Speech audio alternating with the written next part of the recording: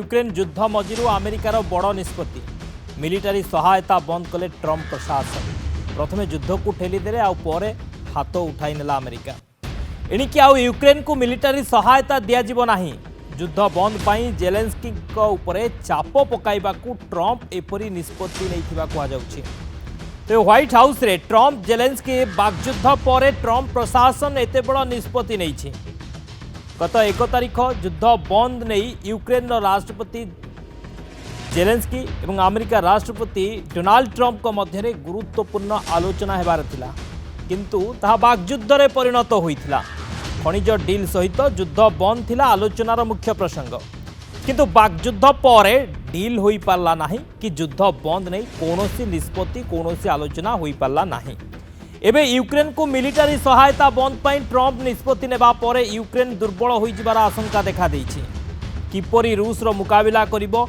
Europe रो कोन पदक्षेप हेबो NATO कोन करूछि ता उपरे यूक्रेन रो भाग्य निर्भर करूछि 2022 रे यूक्रेन उपरे रूस आक्रमण करिथिला आ सेही दिन ठारू भयंकर युद्ध चलीछि एक छोट देश होइथिले मध्य यूरोप और अमेरिकार सहायता बलरे रूस को कड़ा जवाब देउथिला यूक्रेन यह आगु 2014 में यूक्रेन उपर आक्रमण करते रूसिया एवं क्रीमिया अंचल को दखल कर तेरे यूक्रेन हाथ वर्तमान अमेरिका छाड़ी जहाँ को नहीं वर्तमान चिंता सृष्टि हुई यूक्रेन को वर्तमान सामरिक सहायता आउ ट्रंप प्रशासन जोगाइब नाही ये बड़ निष्पत्ति नहीं अमेरिका सरकार मिलिटारी सहायता बंद करिसंती ट्रंप सरकार बा डोनाल्ड ट्रंप प्रथमे युद्ध को ठेलीदेला अमेरिका रूस यूक्रेन युद्ध भितर यूक्रेन को युद्ध पर उस्काइला युद्ध को ठेलीदेला एवं परवर्ती समय एबे यूक्रेन हाथ छाड़ी देइछि अमेरिका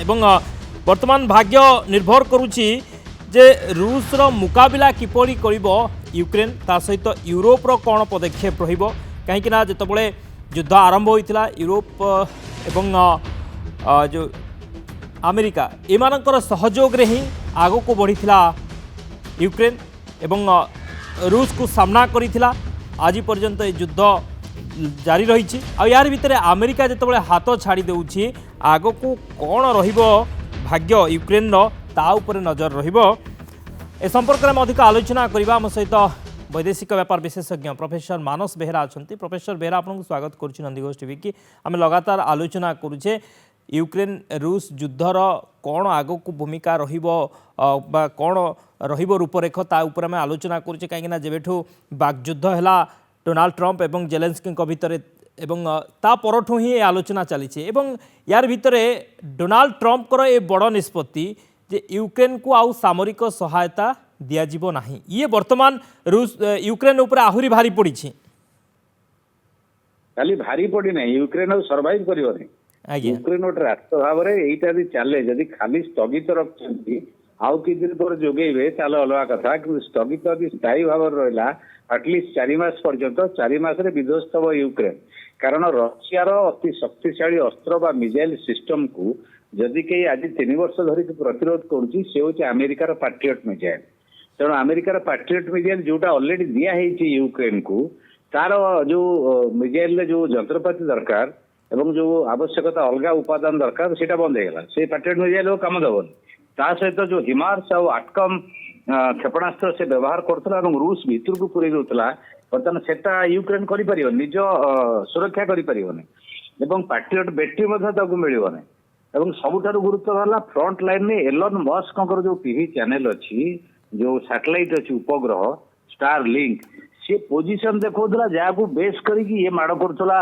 ड्रोन माड़ बर्तमान ड्रोन माड़ कर यूक्रेन तेणु यूक्रेन पूरा ब्लो आउट हो माने पूरा उड़ीज तार सत्ता रही 60 बिलियन डॉलर 2024 जो घोषणा करते बाइडेन बर्तमान बंद करदे ता सहित F-16 विमान जो दिखाई जदि यूरोप जोगेब यूरोप अमेरिकार परमिशन दरकार अमेरिका परमिशन दबनी एलन मस्क दबनी सी जड़े समालोचक जेलेन्स्की एवं वर्तमान कथा हूँ सर्वोत्कृष्ट अस्त्र शस्त्र अमेरिकार व्यवहार करके जोटा प्रिवेंट करता संपूर्ण दखल करने को यूक्रेन को रशिया द्वारा वर्तमान से बंद होगा एवं यांकर सोल्जर ना स्पिरिट ना यार गोटे मानसिक इफेक्टा यूक्रेन सोल्जर बहुत नेगेटिव पड़ो ଏବଂ ଗୋଳା ବାରୁଦ ନାହିଁ। ୟୁରୋପିଆନ ରାଷ୍ଟ୍ର ମାନେ ଯୋଉମାନେ ସହଯୋଗର ବଡ ବଡ ଭାଷଣ ମାରିଛନ୍ତି ୟୁକ୍ରେନକୁ ଦେବେ, ସେମାନେ କେବେ ଦେବେ?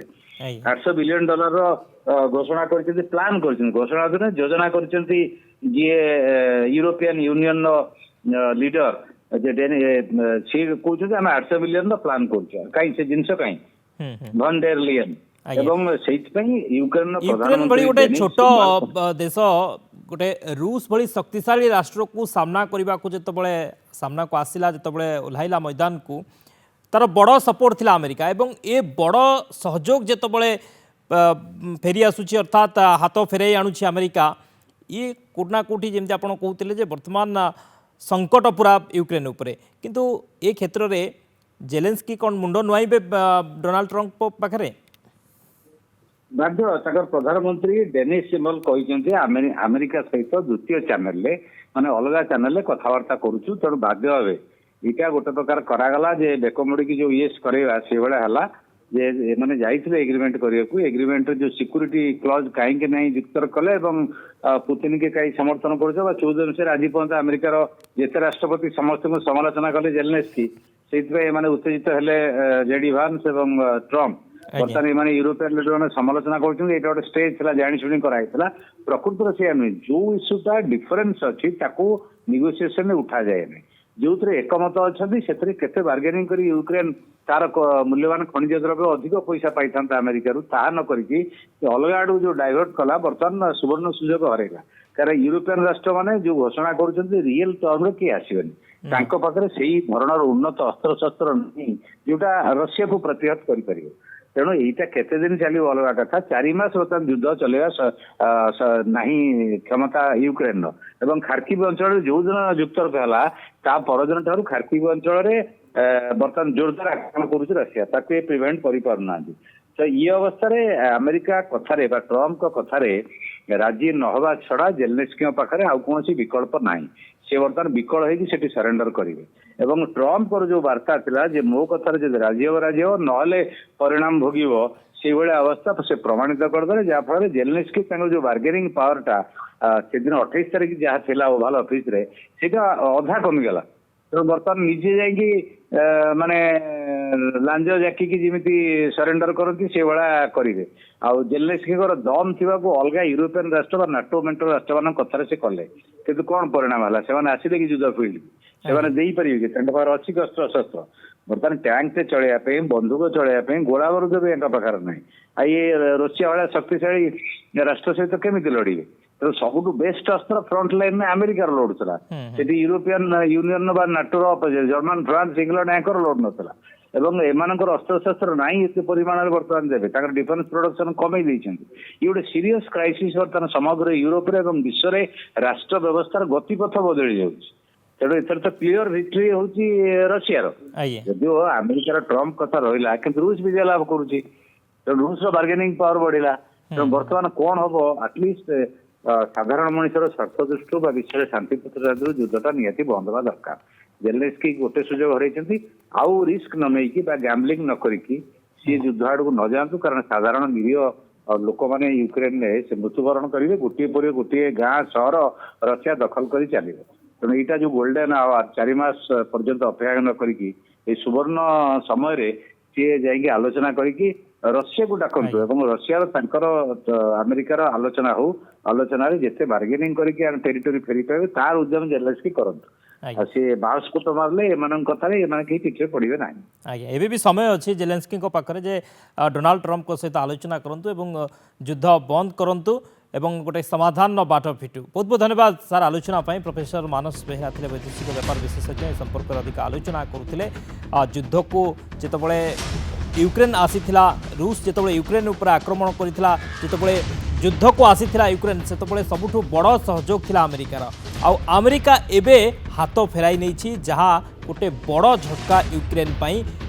ଯୁଦ୍ଧ ମଝିରୁ ଆମେରିକାର ଏ ବଡ଼ ନିଷ୍ପତ୍ତି, ମିଲିଟାରୀ ସହାୟତା ବନ୍ଦ କରିଛି ଟ୍ରମ୍ପ ପ୍ରଶାସନ ୟୁକ୍ରେନକୁ। ପ୍ରଥମେ ଯୁଦ୍ଧକୁ ଠେଲି ଦେଇ ପରେ ହାତ ଉଠାଇ ନେଇଛି ଆମେରିକା। ଏଣିକି ଆଉ ୟୁକ୍ରେନକୁ ମିଲିଟାରୀ ସହାୟତା ଦିଆଯିବ ନାହିଁ। ଯୁଦ୍ଧ ବନ୍ଦ ପାଇଁ ଜେଲେନ୍ସ୍କିଙ୍କ ଉପରେ ଚାପ ପକାଇବା ପାଇଁ ଟ୍ରମ୍ପଙ୍କର ଏପରି ନିଷ୍ପତ୍ତି ବୋଲି କୁହାଯାଉଛି।